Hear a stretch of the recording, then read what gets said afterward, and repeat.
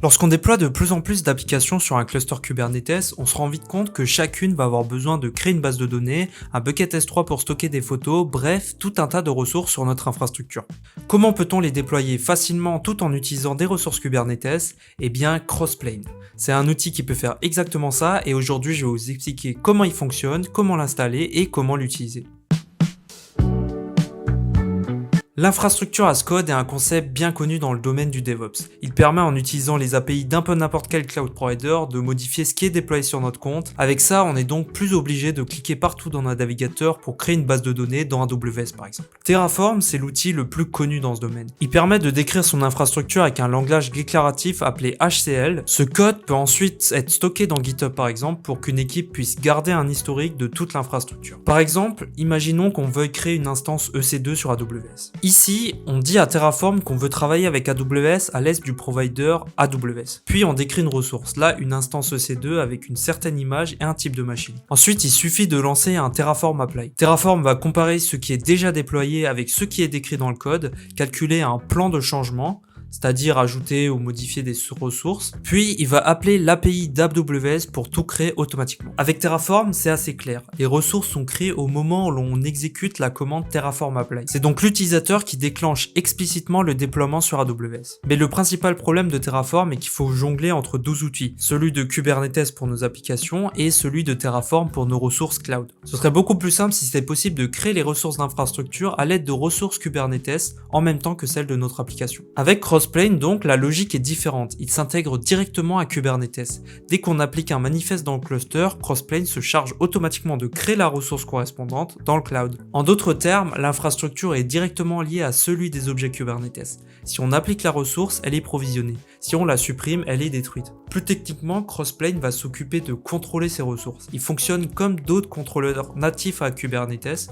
On peut penser par exemple au job controller qui, lorsqu'il voit une ressource job qui doit s'exécuter, va créer ce qui est nécessaire dans le cluster pour que ce job soit lancé. Pour Crossplane donc, par exemple lorsqu'il voit une nouvelle ressource de base de données, il va appeler l'API de AWS pour la créer et va mettre à jour cette ressource avec son statut. Dans ce cas, le temps d'être créée, elle sera en attente et une fois créée dans AWS, il va à nouveau mettre à jour la ressource pour dire qu'elle est bien créée. Si ensuite on décide de supprimer la ressource base de données, Crossplane va à nouveau appeler AWS pour dire de la supprimer.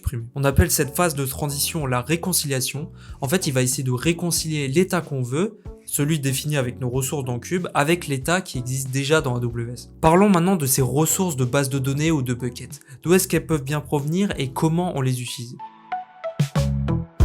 Un provider dans Crossplane, c'est exactement comme les providers dans Terraform.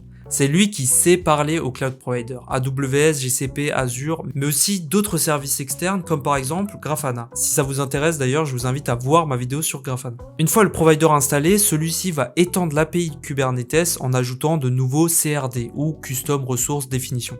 Un CRD, c'est tout simplement la définition d'un objet Kubernetes. Par exemple, avec le provider AWS, on va retrouver de nouveaux objets comme RDS Instance ou S3 Bucket qu'on peut déclarer dans nos manifestes YAML exactement comme on le ferait avec un déploiement ou un service. Reprenons notre exemple Terraform, ça donnerait ça.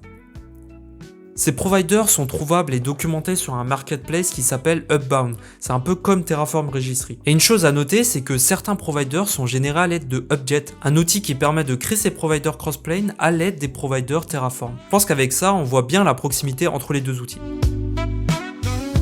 Crossplane permet de créer des ressources d'infrastructure au sein d'une application, donc ce serait intéressant de simplifier la tâche des développeurs pour créer ces ressources. Utiliser directement les manage ressources d'un provider, c'est pratique pour tester ou pour des besoins simples, mais ça peut vite devenir trop bas niveau pour une équipe de développement. Personne ne veut devoir se rappeler de tous les paramètres techniques nécessaires à une base de données RDS. C'est là que les compositions Crossplane entrent en jeu. Elles permettent de créer des abstractions plus simples et adaptées au contexte. Par exemple, vous voulez définir un objet personnalisé PostgreSQL instance qui en coulisses va créer une base de données RDS, un paramétrage de sécurité réseau et un secret Kubernetes contenant les identifiants. Mais pour l'équipe applicative, il suffira d'appliquer un simple YAML. On peut donc définir un CRD totalement custom qui va pouvoir être utilisé pour déployer des ressources tout en gardant le contrôle sur les champs qui peuvent être modifiés par les développeurs.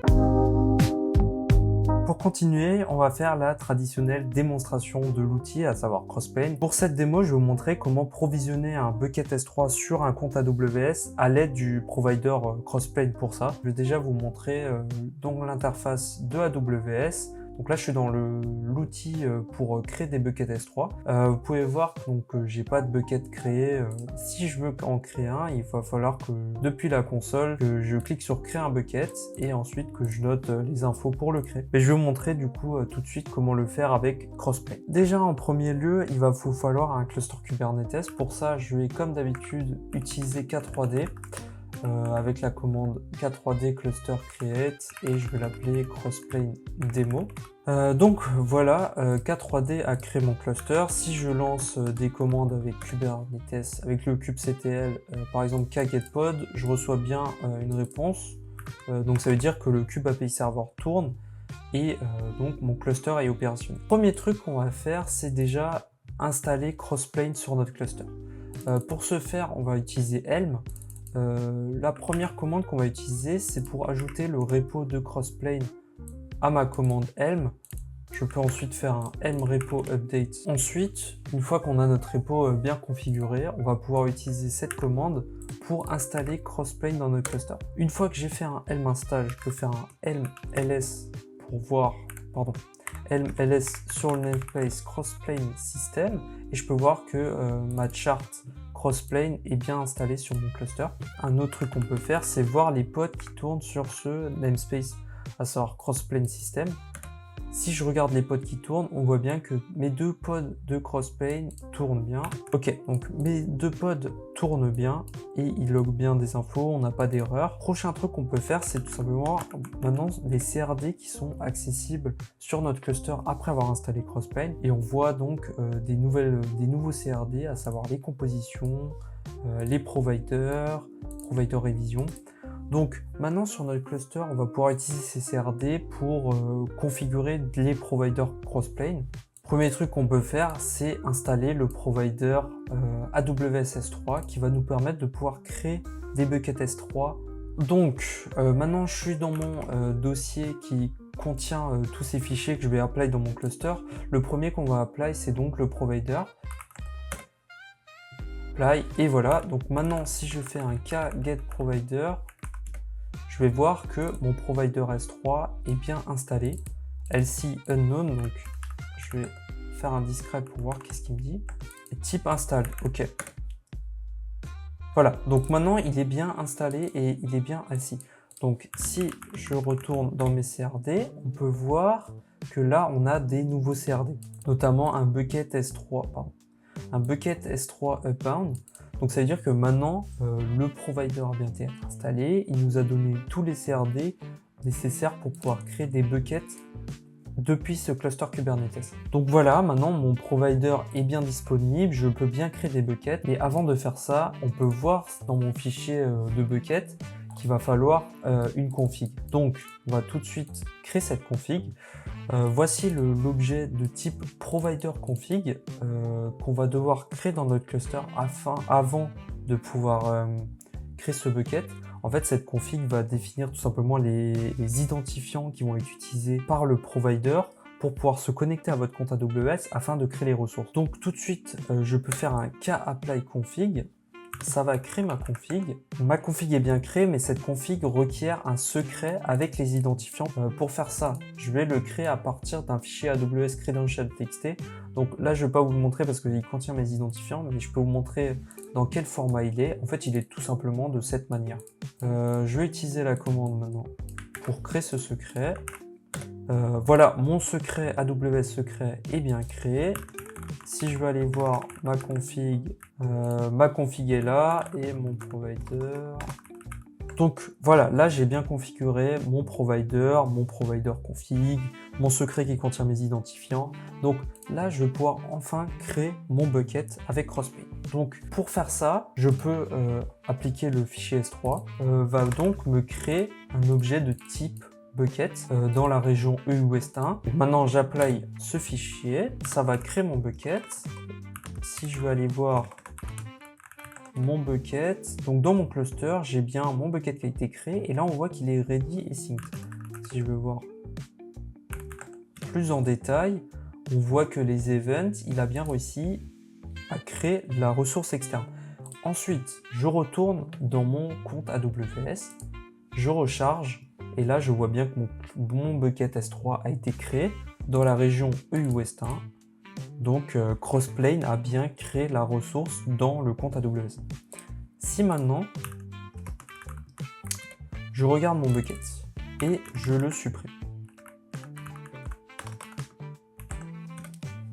Voilà, je supprime mon bucket dans mon cluster, je revérifie les buckets qui sont sur mon cluster, et là je vois que j'en ai plus. Je retourne sur AWS, et voilà, mon bucket a été supprimé. Parce que, étant donné qu'il n'existe plus dans mon cluster, Crossplane va voir que la ressource a été supprimée, et va aller se connecter à votre compte pour supprimer le bucket qui est lié à cette ressource. L'utilisation d'outils comme Terraform, OpenTofu ou CloudFormation peut poser des problèmes au moment d'appliquer le code dans l'infrastructure. En effet, pour Terraform par exemple, pour les appliquer, il faut lancer une commande tfapply. Terraform va ensuite faire les modifications sur l'infra et ensuite stocker le tas de cette infra dans ce qu'on appelle un state. Déjà, ce processus peut être assez compliqué à mettre en place lorsque vous êtes plusieurs à travailler sur le code Terraform, puisqu'il faut se mettre d'accord sur quand et comment on va faire cette apply. Il existe des solutions comme Atlantis qui permet de lancer ces commandes Terraform depuis une pull request, ce qui permet de réduire les erreurs et de garantir que toute l'équipe voit le plan avant d'appliquer, mais le problème reste le même. Comment définir quel est le code que l'on veut déployer? Un des gros avantages de Crossplane est donc d'appliquer le principe GitOps pour de l'infra as code. Vite fait, le principe GitOps, c'est une approche de gestion d'infrastructure et d'application qui utilise du code versionné avec Git comme source unique de vérité. Un outil bien connu qui utilise ce principe, c'est Argo CD. Crossplane permet donc de faire du GitOps en réconciliant chaque ressource déployée sur le cluster avec l'infrastructure de notre cloud provider. Imaginons qu'on change la taille de notre DB, il suffit de modifier le code et si vous avez un outil comme Argo CD, il va s'occuper de synchroniser le code dans le cluster. Et enfin, Crossplane va modifier dans AWS la taille de cette DB. Voilà, maintenant vous savez ce qu'est Crossplane et à quoi il peut vous servir. Une dernière chose, je pense pas que Crossplane permet de totalement enlever le besoin de Terraform, mais il permet de simplifier certains processus. C'est donc juste un outil de plus à garder en tête quand vous aurez à faire de l'infrastructure as code. Bref, si cette vidéo vous a plu, je vous invite à mettre un like et si vous aimez ce genre de vidéo, vous pouvez vous abonner et regarder les anciennes vidéos que j'ai pu faire. Moi, je vous remercie encore et toujours d'être de plus en plus nombreux sur cette chaîne et à bientôt.